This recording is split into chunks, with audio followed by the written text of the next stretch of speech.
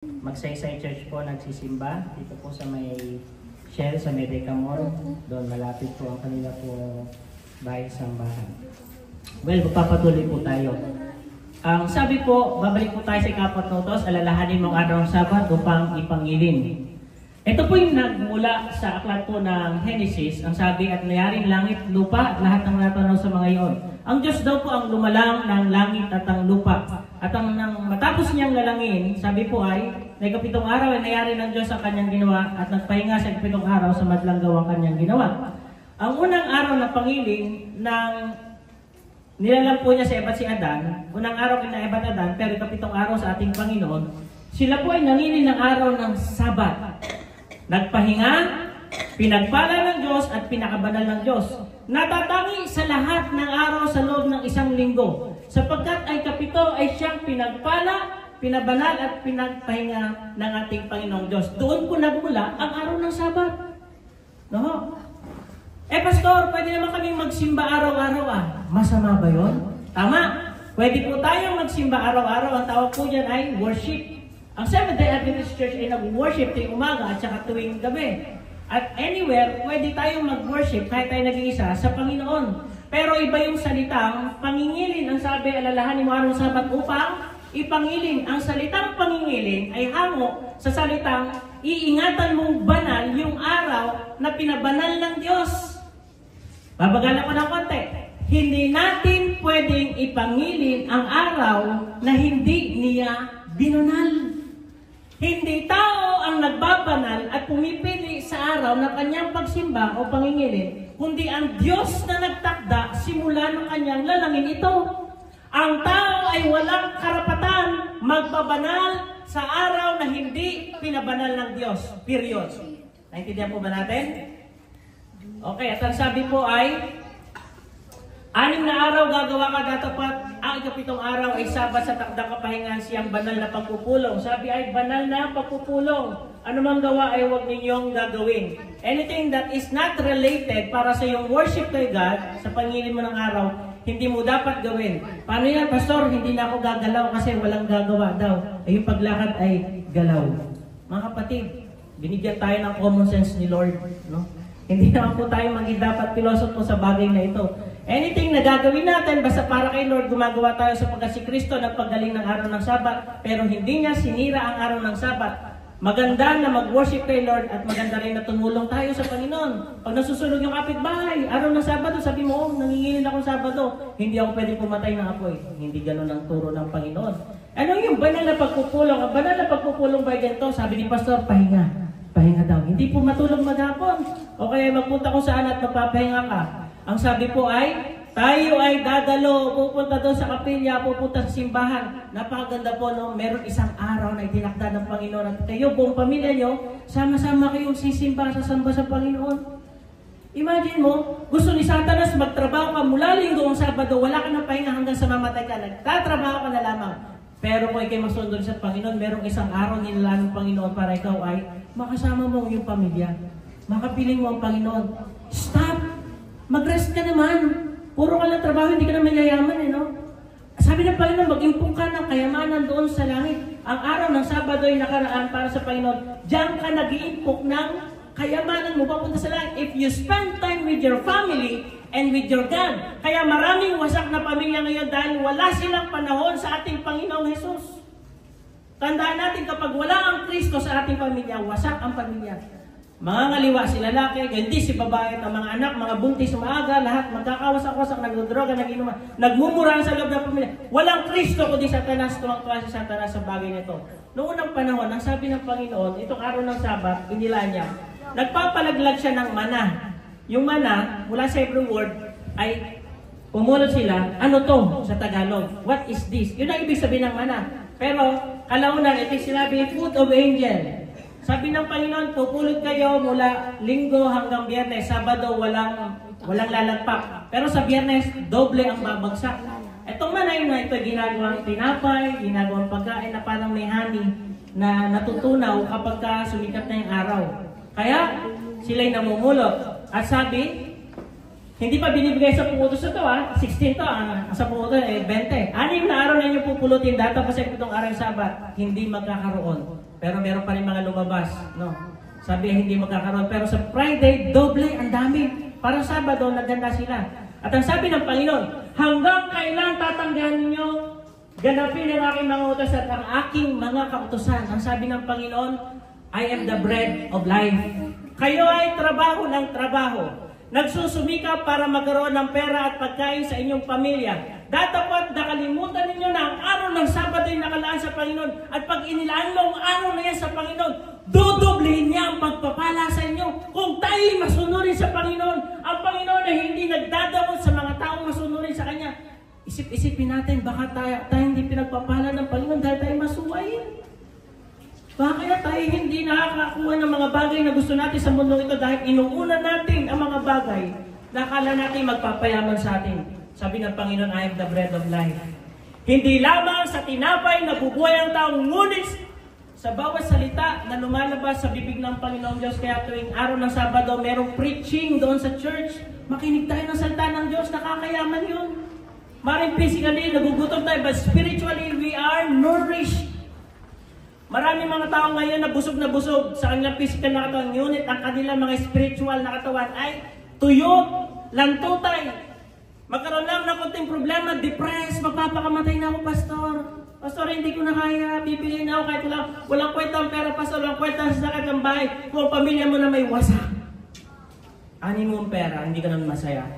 Kaya sabi ng Panginoon, itong araw, isang Sabat sa Panginoon.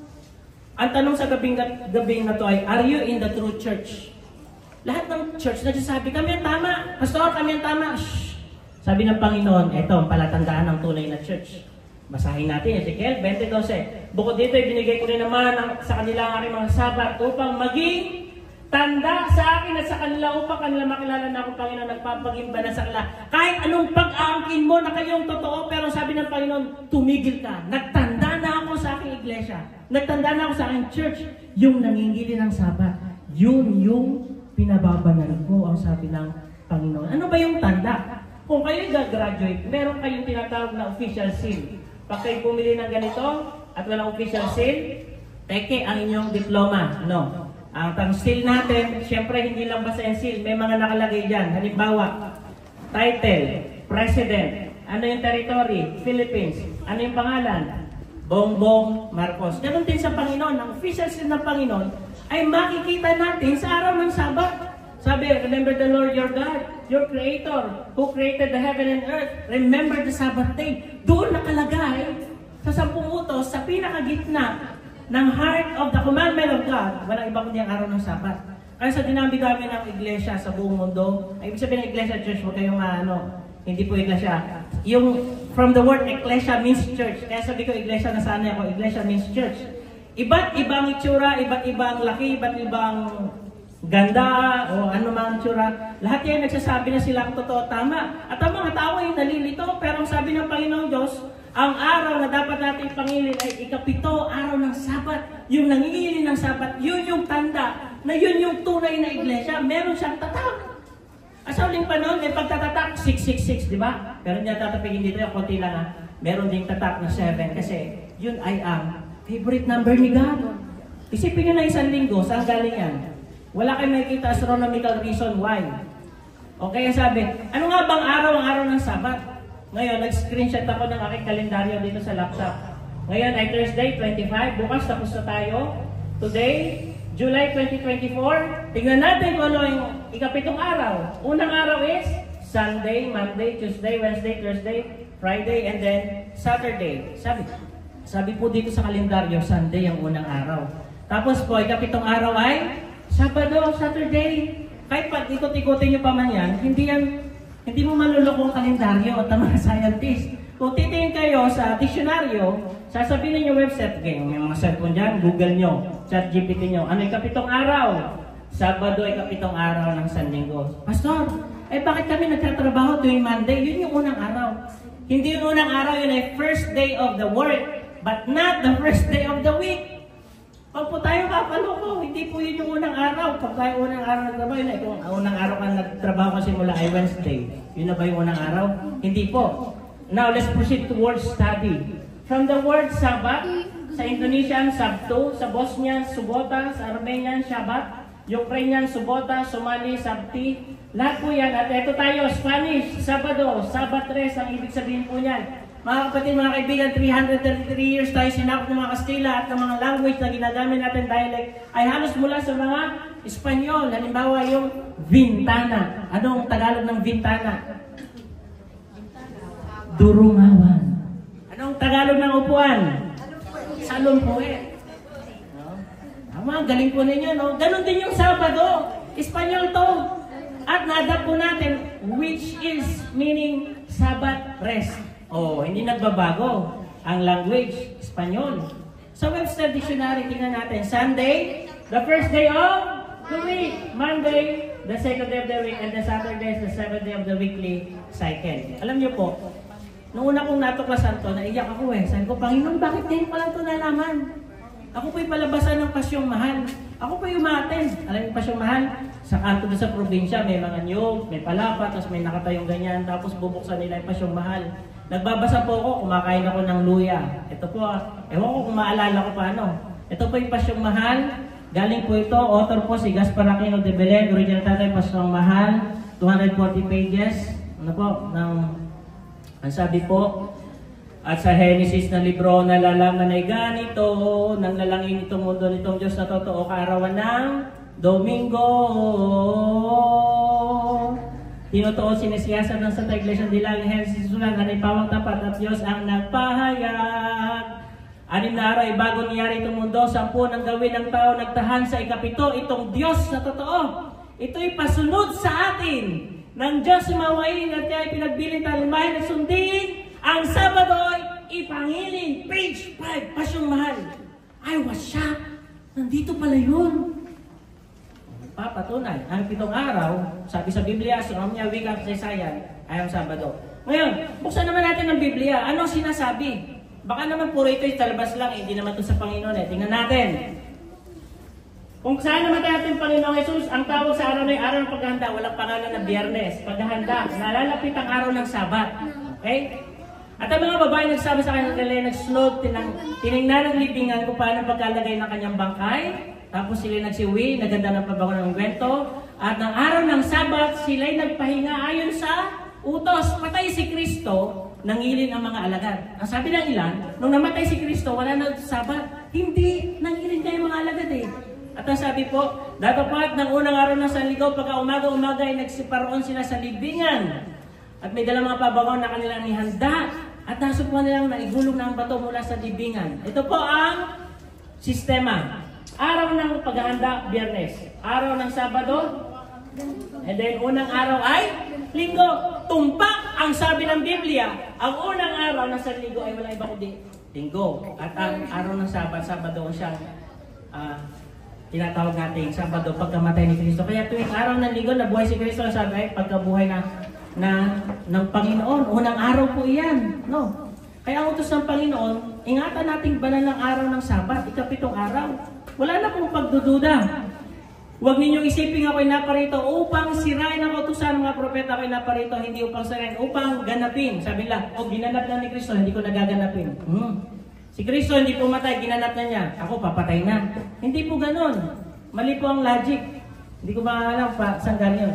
Si Kristo na nagtatag ng Kristyanismo, anong araw ang simba? Anong araw ang pangilin? O, basahin natin. Lucas 4:16. At siya'y napasa Nazaret na kanyang lakahan ayon sa kanyang kaugalian. Siya'y pumasok sa sinagoge o church ng araw ng Sabat, nagtindig upang bumasa. Kaya pagbasa mula kay Juan. Ganun din ginagawa ni Kristo. Tuwing araw ng Sabat, Sabado siya po ay nangingilin. Kinalakihan simula nung bata. Sabi po ay ipangilin ni Jesus ang araw ng Sabat. Kung ako inyong iniibig ay tutuparin ninyo ang aking mga utos. Mahal niyo po ba si Kristo? Tutuparin niyo ang kanyang mga utos. No? At ang Panginoon, nung umakyat na sa langit, ang mga disciples niya, nangilin pa rin ang araw ng Sabat. Nagkeep pa rin sila ng araw ng Sabat, sabi sa aklat po ng mga gawa. Ang sabi ng ilan, oy, Pastor, yung ang Sabat na yan sa mga Israel lang yan, hindi yan para sa atin. Hindi ako naniniwala na para ito lamang sa mga Israel. Basahin natin, Marcos 2:27. Ang araw ng Sabat ay ginawa para sa tao. Ang mga Pilipino ba'y tao? Tao para din sa atin ang Sabat. Diba? Ayoko naman ng Israel lamang nangingil ng araw ng Sabat. Pahinga tas tayo. Magtrabaho mula Linggo hanggang Sabado. Kaawa naman tayo. Ngayon, Pagpunta natin sa langit, bagong lupa, anong araw ang simba? Anong araw ang Pangilin? Basahin natin. Aklat ng Isaiah 66, 22, sabi, sapagkat kung paano ang mga bagong langit, bago ba yung langit? Luma na yan, hindi. Bagong lupa, bago ba ito lupa? Luma. No? Na aking lilikhain ay mananatili sa harap ko, sabi ng Panginoon, kaya di mananatili inyong lahit ng inyong pangalan. At mangyayari na mula sa bagong buwan hanggang sa panibago at mula sa isang sabat hanggang sa panibago paroroon ang lahat ng tao at ang lahat ng tao kasama dito mga Pilipino upang sumamba sa harap ko, sabi ng Panginoon, anong araw simba? Sabado. O may nakausap ako mga saksi na Jehovah, tabi-tabi po dito sa may Divisoria. Nag-present ko sa kanila, pastor, sa langit talaga kami mag-keep ng sabat, di pero sa lupa, linggo muna. Pansinin po natin, mula sa panahon ni Adan hanggang kay Moses, nangilin ng Panginoon ng sabat, pati si Moses. Mula kay Moses hanggang sa Panginoong Jesus, nangilin siya ng araw ng sabat. At mula kay Jesus hanggang sa panahon ng mga disciples, nag-keep sila ng sabat. At hanggang sa bagong langit, bagong lupa, ay araw pa rin ng sabat ang pangingilin natin doon sa langit. Ang tanong, anong nangyari? Kung ninuno pala natin ay nangingilin ng linggo, bakit ganon? Sabado naman pala ang araw ng pangilin. Ito na po ang pagbubunyag. Pwede po akong makasuhan dito. Pag mali ang aking mga pinaglalagay dito. But you can check, and we can check later sa Google. Pag-amin. The Catholic record sa September 3, 2023, ang linggo ay natatag hindi dahil sa utusan, kundi dahil sa tradisyon at institusyong Katolika. Wala po akong masamang tinapay. Nag-aaral lang po tayo, nagbabasa. Kung gusto niyo po ng katotohanan, tabi-tabi po. Kung kayo masasaktan, galing po yan sa Panginoon, hindi galing kay Pastor Yong. Ang sabi po, ang iglesia ay binago ang sabat tungo sa linggo, hindi sa utos ni Kristo, kundi sa sariling otoridad dito, sa Canon and Tradition, page 263. Kung magre-reliyon lang din naman tayo, di reliyon na ng Panginoon. Nasabi po sa Converse Catechism, Catholic Doctrine, tanong, ano ang araw ng Sabat? Sabado ang araw ng Sabat. Isa pang tanong, bakit tayo nangingi ng linggo sa halip na Sabado?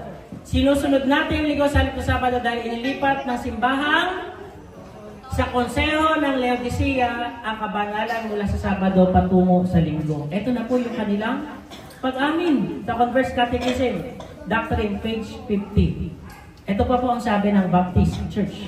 Mayroon at mayroong ring utos na gawing banal ang araw Sabat, ngunit ang araw ng Sabat na yun ay hindi linggo. Ito po sabi ng Methodist. Isa sa mga maghahanap ng kasulatan na walang kabuluhan para sa otoridad sa baguhin sa 7 araw patungo sa unang araw. May hilo daw po kayo, hindi nyo makikita. Sabi naman po ng Protestant, ang araw na ngayon ay pinaltan mula sa 7 araw papunta sa unang araw. Ang sabi naman po ng Lutheran Church, sa lungat sa 10 utos, wala rin anumang halimbawa kung ang sila nagbigay ng higit sa kahalagaan kaysa sa pagbabago ng araw ng Sabat. Sabi naman po ng Episcopalian, nagkaroon kami ng pagbabago mula sa 7 araw patungo sa unang araw sa otoridad ng isang banal na Katoliko Apostolika Simbahan ni Cristo. Inaamin nila na ang pagbabago ito ay mula sa kanilang Mother Church. Walang iba kundi ang the Roman Catholic Church. Ang Church of Christ, sabi niya, kung nais mong panatilihin ang Sabat, panatilihin mo ito, ngunit ang linggo ay hindi ang Sabat. Pentecostal Church, why do we worship on Sunday? Does not the Bible teach us that Saturday should be the Lord's Day? Ang Lord's Day is Saturday. Ang sabi naman po ng Incorporated, INC, kung nais mo panatilihin ang Sabat, panatilihin mo ito, ngunit ang linggo ay hindi ang Sabat. Alam niyo po, ginugol ko ito, nakita ko, yun no, makikita po natin. Ang sabi naman po ng Mormons are encouraged to pray the real singleness of heart on Sabbath day. Kaya nanawagan ng Panginoon sa huling araw na aklat ng Biblia ng pagsunod. Ang maliligtas po ay mga masunurin, hindi po ang masuwayin. Kaya po sa huling panahon, sabi ng Panginoon, ang bayang ito'y ginagalang ako ng kanilang mga labi. Datapot ang puso nila ay malayo sa akin. Ano yun? Pero na mga walang kabuluhan ng pagsamba nila. Kaya, ano mang iyak-iyak natin, praise the Lord, hallelujah. Gaano ko mang kanginig, kangatal, pero kung ikaw naman hindi sumunod sa Diyos, sabi ni Lord, walang kabuluhan ng iyong pagsamba. Ang nagsasabi na ikilala ko siya, datapot, hindi sumusunod sa kautusan ng Diyos ay sinungaling. May nagtanong po sa akin, hindi naman nakaligtas ang pagsunod sa kautusan ng Diyos. Tama, hindi nagliligtas ang kautusan ng Diyos. Pero may nagtanong pa, hindi naman nakapagligtas ang pagsisimba, ba't ka pa magsisimba? Hindi rin nakapagligtas ang pagiging mabait. Ba't ka pa magiging mabait? Hindi naman nakapagligtas ang pagbibigay ng pera sa church. Ba't ka pa magbibigay? Parang gano'n yung tanong, nonsense. Kaya ang Panginoon lang talaga ang nagliligtas. Pero ang pagliligtas na ito, nagbubunga ng pagsunod. Hindi ng pagsuway. We are under the grace na, Pastor. Opo, ang biyaya ng Diyos ay hindi nagtuturo ng pagsuway sa kanyang kautusan. Nung nahuli niya si Magdalena, nanangalo niya, ang sabi niya ay, kumayo ka at huwag nang magkasala. Sa akin pong pagtatapos, meron pong Aprikano na pinagbebenta, slave. Ang sabi niya, marami na akong pinagdaanan, ayoko na maging slave. Kahit may bumili sa akin ngayon, hindi na ako maglilingkod. At nangyari, narinig ito ng bumili sa kanya, at nung binili ito, sabi niya, kahit bilhin mo ako ng mahal, hindi pa rin kita paglilingkuran. So biniyahe siya, inuwi siya sa malayong probinsya, sabi niya, nung bumili, bahay mo na to, sa'yo na to. Tapos yung itong farm na to, sa'yo na rin to, papamana ko sa'yo. Tapos may mga kabayo, pwede kang maglibot. Tapos merong mga pagkain, pwede mong kainin. Nadurog ang puso ng Aprikano, sabi niya, I will serve you forever, hanggang sa mamatay ako. Hindi ba yun yung ginawa ni Kristo? Oo, hindi nakapagligtas ang kautusan. Pero if you are saved by the grace of God, magiging masunurin ka sa kautusan ng Panginoon. Tayo po ngayon ay naharap sa pagpili. Sabi ni Lord, if you love me, keep my commandments. Now I present to you Christ. Isang katotohanan na kayo lamang po makapagpapasya. Are you willing to accept the truth? And the truth shall set you free.